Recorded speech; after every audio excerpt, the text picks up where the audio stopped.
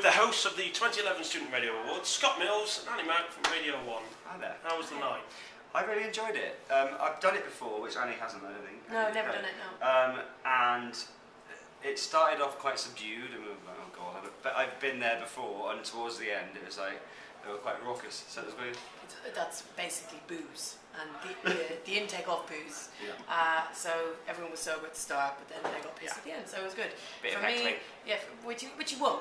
Yeah, you do. You do. You want the kind of electric atmosphere like that. But for me, I'd never done it. But when you do something like that with Scott, it's fun because Scott's like a complete professional, so it made it easy. Oh, shut up. Yeah, he did. Scott did things like make us read through the notes beforehand, which was absolutely right to do, because if we didn't, there would have been so many mistakes. I was like, oh, be grand. He's like, no, let's read through. So, oh, yeah, okay. But what we were just saying, it was nice working together because we've never really done that. Yeah, we've never worked together. Despite the fact that how long have you been working with anyone now? Probably about 8 years. Yeah, and I've worked there more than that. So, and it's quite weird that we've never really done anything together. So it's a first, and a nice and good. Well, how did you both make it to Radio 1 then? How did you start your radio careers and work your way up? Who's going first? It's a really long, boring story. I'll try and give it to you in brief. So I did an English literature degree.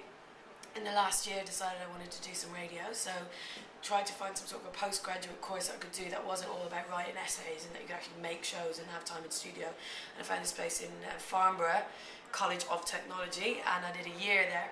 I don't know to this day whether it was worth it or not, but I did it, and it got me to England. And after that, I moved to London and applied for a job in The Guardian for an internet radio station called Net FM, which was aimed at men who worked in e-commerce in their 30s. Really? Yeah, it was during the radio internet boom. Okay, so, it was proper, like, big, with $1 million pound studios and Angel, like, so many people employed, everyone, like, every show had, like, a producer and assistant producer. I remember this, where like, one of my friends set up this radio station near Angel as well, in London, which had a ridiculous amount of staff. So much money. Because everyone thought but also, they were into the visual thing, so every show you had to, like we do now on radio, you had to visualise online, so you had to sync up the songs with information that would come up on your screen. Ahead of its time. Yeah, very ahead of its time. And we played man in their 30s music, so like Depeche Mode and Crowded House, which was deemed men in their 30s music. And we made shows about cars and computers but with a ridiculous amount of staff, like my friend's station. Staff, yeah. And I did the Friday and Saturday and Sunday night show from 10 to 1, so I had no social life. And then that went bust, standardly, after 8 months. And I kind of worked in lots of different little stations, like digital stations and satellite stations, and eventually got a job at BBC London, doing a Saturday afternoon show, just helping out. And, I didn't know any of this. Yeah.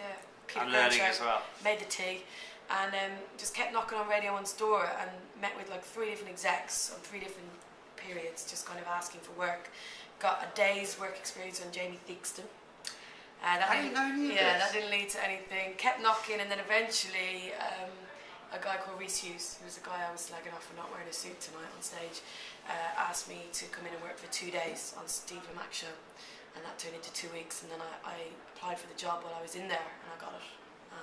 So I worked at Radio 1 for 2 years as an assistant producer on Colin Murray, Steve Lamack and Say No, and then I got my own show.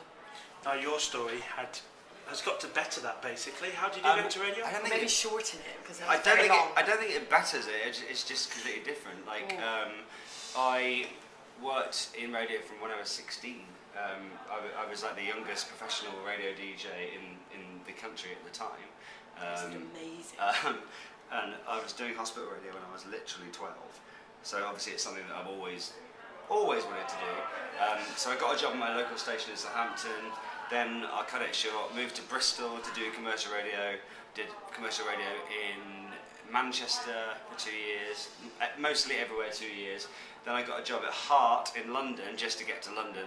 Played loads of music that I hated, but all that, Tina Turner, Lionel Richie, Simply Red, all that.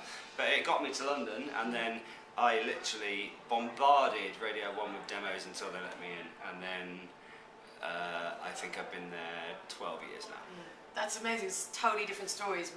One story of like student and non-student, and that's what I said about that. Doing that postgraduate, I still to this day I'm not sure if it was worth it because it cost a lot of money. I had to pay it off for years, and I can't help but think that maybe if I just got into a station and worked for free for 3 or 4 months and just got the experience, exactly, that is as worthwhile and valuable as getting, you know, letters after your name, because at the end of the day that doesn't get you a job.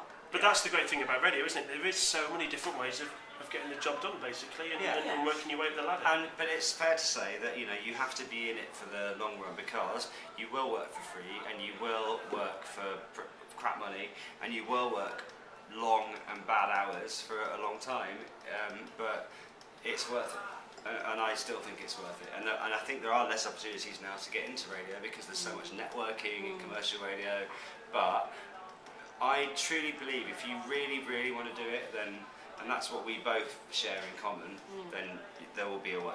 Well, that's my next question, basically. What would be your main pieces of advice for people who wish to do what you do? I'm still quite shy, and I've always been quite shy, but just like with that, that was the only thing I wasn't shy about. So it's like I will knock on the door, I will send the email, I will call whoever it is that I've got the contact for. Just make contacts, and if you ever have someone telling you that you can't do it, which Radio 1 told me I couldn't do it about 5, 6, 7 times. About 3. Yeah, you can.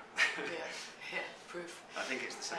I would say same as Scott. Like, there's a kind of difference between like harassing people, going, "Give me a job," of course, but just letting them know what you're doing. So always get contacts, get connects, use them well, value them, respect them, and every couple of months go, you know what? I've done this. I've interviewed this guy. Or I've made this show. Here's a link to it. It's easier and easier these days to do your own thing.